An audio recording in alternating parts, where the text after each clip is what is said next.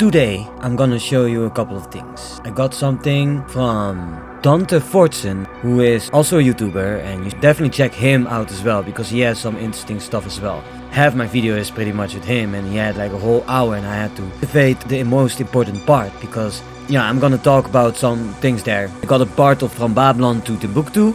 I'm gonna read that with you guys, and after that I will show Dante. So I got that for you, and Dante is actually pretty much completely destroying Mike Brown, who is a pseudo intellect indeed.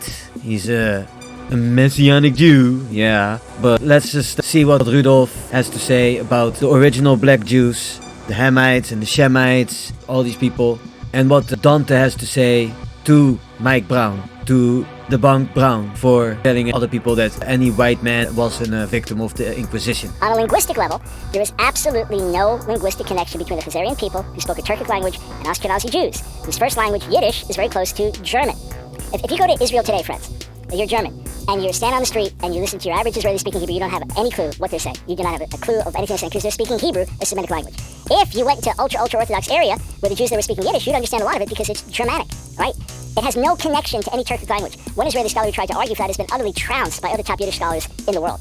The Yiddish linguist and onomastic expert, so expert in names, Alexander Bider, has stated that, quote, the corpus of personal names and surnames borne by Jews in Eastern Europe during the last 6 centuries, as well as the Yiddish language as a whole, do not contain any link to Khazaria. So there is no historical connection, no linguistic connection. He continues, in the Jewish communities of Eastern Europe over the past 6 centuries, not a single Turkic name can be found in documents listing Jewish names. Even in documents from the 15th and 16th centuries dealing with Jews who lived in the territories of modern Ukraine and Belarus have no such name. If you want to invest a couple $100 and get his book on the origins of the Yiddish language, there's a lengthy appendix in the back of it that lays this out. And then, genetically, there is no connection between Ashkenazi Jewish DNA and Turkic equals Khazarian DNA. I just want you to clear that up. Here is a major study that was published by Human Biology. Human Biology, got all the info right there. You can look it up for yourself. No evidence from genome-wide data of a Khazar-Aryan origin for the Ashkenazi Jews. Here's a list of the geneticists involved, okay? Now, I may be off here, but I thought you said the Khazars disappeared from history. So where did they get Khazarian DNA? I noticed you said Turkic DNA, and then you said it was Khazarian DNA. So are you saying that the Turks are the Khazars? This is, and each slide it has multiple names on it. This was one of the most important genetic studies done in history on Ashkenazi Jews, and it concluded no connection whatsoever to Khazaria. So I can go on with that, but enough said that theory is absolute rubbish, that Jews today, Ashkenazi Jews, can trace their origins back to Khazaria. Absolute rubbish. Not only so, about half the Jews of the world today are non-Ashkenazi. Sephardi Jews, Mizrahi Jews. The Mizrahi Jews have lived in that Middle Eastern territory for roughly 4,000 years with an unbroken history there and speaking the same language. The dialects vary here and there, just like English across America varies a little. The same language, living there. Where'd they come from? They've always been there. They've always been there. And genetically, we are connected. Mizrahi Jews, Sephardi Jews who were in the Iberian Peninsula of Spain, exiled in 1492 when Columbus sailed the ocean blue. That's when all non-baptized Jews in Spain were kicked out, thrown out of the country. Either if they stayed, they were killed or forced to convert to Catholicism. Otherwise, they had to flee for their lives. Sephardi Jews, Ashkenazi Jews, we all share a common gene pool. Yeah, quite remarkable. All right, so you brought up 1492, Columbus sailing the ocean blue. Because if so, then that means they did not disappear from history. I would like you to clarify that for myself and everybody else. Where did they get this Khazarian DNA to compare it to or test it against, or however, whatever terminology DNA people use?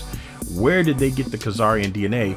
And if they disappeared, how are you associating the Turkic DNA with Khazarian DNA? And are you saying that the Turks are really the Khazars? The original black Jews. Originally, all Hamites and Shemites were black in skin tone complexion. Abraham was a black Shemite and a descendant of Shem. The name of Abraham was Abram before he was referred to as Abraham. The 3 Hebrew patriarchs, Abraham, Isaac and Jacob. This Jacob begot 12 sons, who later fathered the 12 tribes of Israel. Abraham was the father not only of the Hebrew Israelite nation, also the Arab Ishmaelite nation. Now the mother and grandmother of the Arabian nation were black Hamite Egyptian women. and the father of the Arabian Ishmaelite nation were Abraham and Ishmael, black Shemites. At a certain time, there were hard feelings between Sarah, Abram's wife, and Hagar, Sarah's maid servant, so Hagar fled from Abram's house and dwelt in the wilderness. Ishmael, the brother of Isaac, married an Egyptian woman. As a result, he begot 12 sons: Nebaioth, Dar, Abdiel, Mibsam, Mishma, Dumas, Massa, Hadar, Tema, and Yetur, Naphish, and Kedema. These 12 sons became 12 tribes too, just like Jacob's 12 sons, and these Arab Ishmaelite tribes inhabited the region from the Euphrates to the Red Sea in the Arabian Peninsula. This country is known today as Arabia. To those who do not believe that the ancient Arabs are black, I would like to make one point crystal clear. If your mother and grandmother were black, I'm positive you would have many black features. Abraham, Isaac, and Jacob, and the 12 tribes of Israel were all black people. This I shall prove to you by a gradual method. After Joseph was sold down to Egypt as a slave, defined in the 42nd chapter, Genesis, that he has become a viceroy in Egypt. Joseph's 10 brothers came into Egypt. Egypt is in Africa, to buy corn because a famine was in the land. All newcomers who came into Egypt had to come buy corn from Joseph, but when Joseph's 10 brothers came to Africa, the brothers didn't recognize Joseph because Joseph had grown up and the Egyptians were black people, like the sons of Jacob. Jacob's 10 sons considered Joseph to be another black Egyptian. We know this to be true because the 10 brothers returned to Abram and reported to their father Abraham. The man who is Lord of the land spoke roughly to us. Furthermore, if Joseph has been of Caucasian origin, he would have aroused curiosity of his brothers very rapidly. We really do not need any more proof that the Israelites were black. But, for the sake of argument, I will offer it. In many places in the scriptures we find the sons of Jacob, the later Israelite taking black Canaanite women for wives. If the ancient Israelites were not originally black, they would be after the intermingling with the black Canaanite men and women. When the Pharaoh king of Egypt promulgated an edict to cast out Hebrew male babies into the Nile River, Miriam and her mother hid the baby Moses in a basket alongside the river. Meanwhile, Pharaoh king's daughter came down to the Nile River to wash herself, and she saw the basket and the baby in it. Moses, Pharaoh king's daughter, knew that the baby was a Hebrew and she adopted him. If Moses had been a white baby, it would have been hard to conceal the baby from Pharaoh king's anger. In the period of Moses, the black Egyptians enslaved the black Jews. Another point to prove that the Jews were black is the leprosy laws, written in Leviticus 13 verses 1 until 59, and explained in the second and third verses of Leviticus 13, and goes on to the next verse to elaborate more what has to be done with leprosy. These laws of leprosy were given to the nation of Israel, and they could not apply to a white nation. The strangest and most amazing phenomena concerning scriptural leprosy was the skin of a person turned white. Herbert Bent wrote in his book, "It began in Babel." All indicational points to the fact that Asia was the cradle of black race. It is written in Daniel 7 verses 9, "It beheld till the thrones were cast down, and the ancients of days did sit, whose garment was white as snow, and the air of his seat like a pure wool. His throne was like a fiery flame, and his wheels as burning fire." The meaning of this verse is as follows: "I beheld till the thrones were cast down." The thrones were placed down and erected, and the Ancient of Days did sit. The God of the universe and of Israel is the Ancient of Days, who sat on the throne, whose garment was white as snow, and the hair of his head like the pure wool. Daniel saw an anthropomorphic form of God, judging the nations in the appearance of a venerable man with woolly hair like a black man. Daniel, the prophet, and the people in this environment, the Babylonians, must have woolly hair for Daniel to dream of God having woolly hair. many Israelites in scriptural times intermarried with Canaanite Hamitic tribes.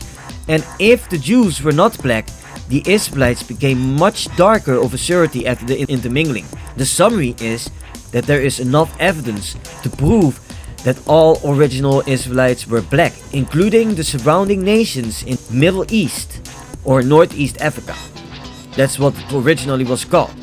We must consider the evidence that the Dravidians, and Dravidians are black Putians, these are black Indians and black Pakistanis, were the original black people of India, that the Kushites, Ethiopians, inhabited the southern Mesopotamian valley, that Abraham and Ishmael married African women from Egypt, that the Canaanites belonged to the African family of nations, that the ancient Israel intermarried black Canaanite tribes at the time that Joseph was viceroy of Egypt, and his brother could not distinguish him from the black Egyptians because Joseph was black. After Pharaoh promulgated the cruel decree to exterminate the Hebrew male babies, only a black Moses would have been able to be concealed effectively for any length of time amongst the Egyptians. That Daniel had a dream of an anthropomorphous god with woolly hair, afro or nappy hair. That scriptural leprosy laws of the time could only apply on every dark people with black hair and black skin tone. If then they become then white, we would know they have leprosy. Black Jews of India, Abyssinia, Ethiopia and West Africa consider themselves the original Jews because of the purity of their Israelite blood. This has been stated by Ellen H. Godley. Now we know that Asia was the birthplace of the black race. How did these people in Asia become lighter in skin tone complexion?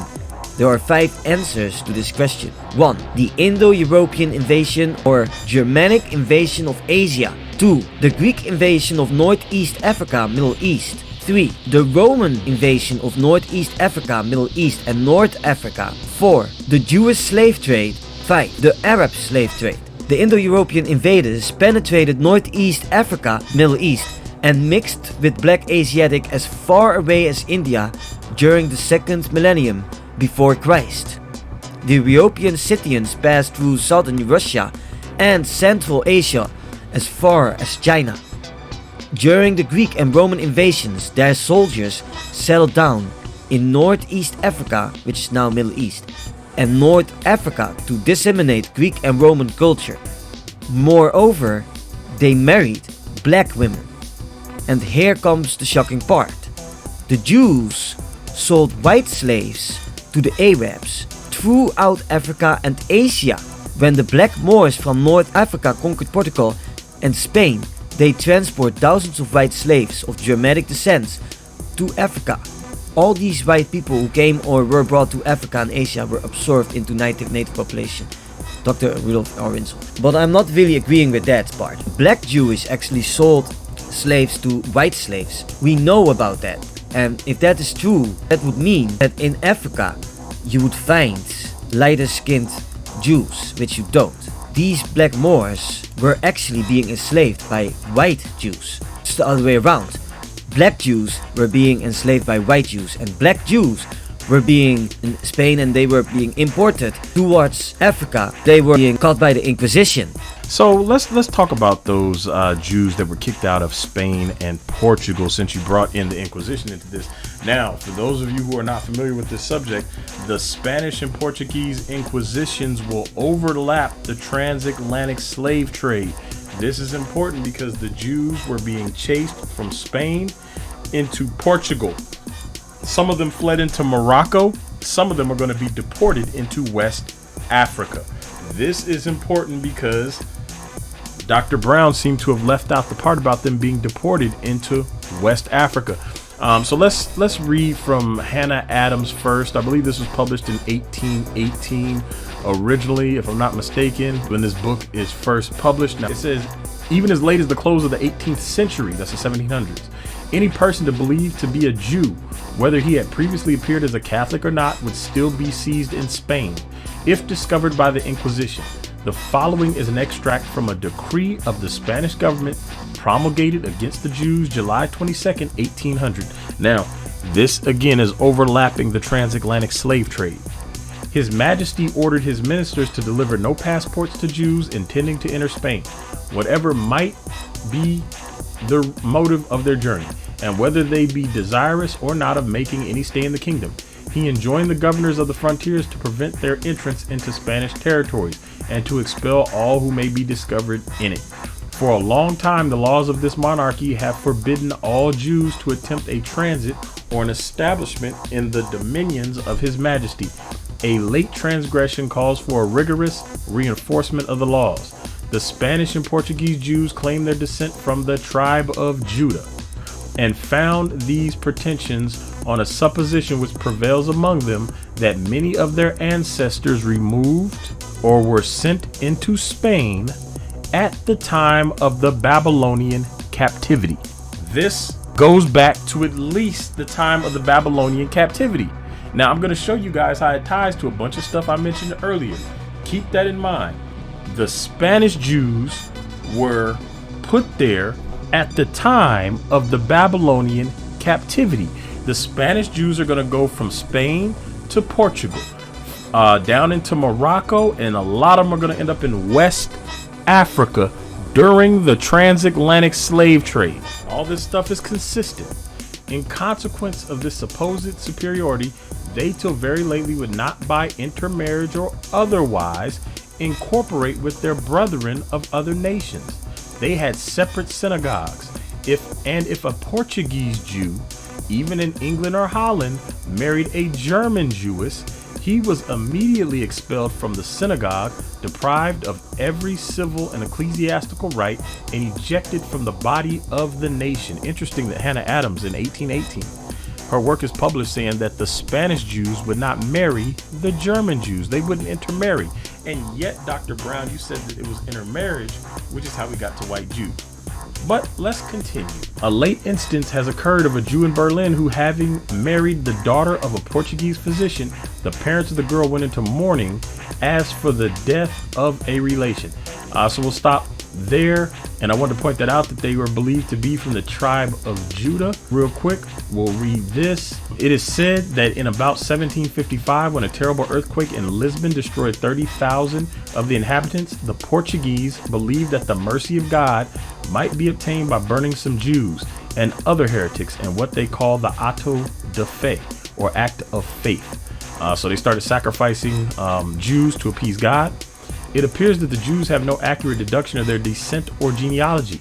So they were already starting to forget who they were and what tribes they were from. It says they suppose that they are in general of the tribe of Judah and Benjamin, with some among them of the tribe of Levi. So you have some Levites among them.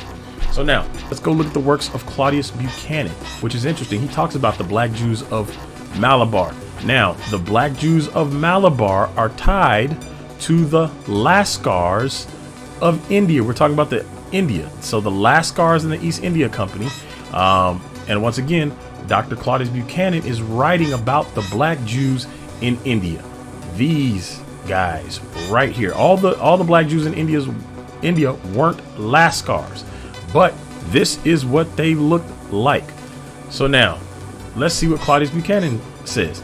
It is only necessary to look at the countenance of the black Jews to be satisfied that their ancestors must have arrived in India many ages before the white Jews. So the black Jews got there first. One more time, the black Jews got to India first.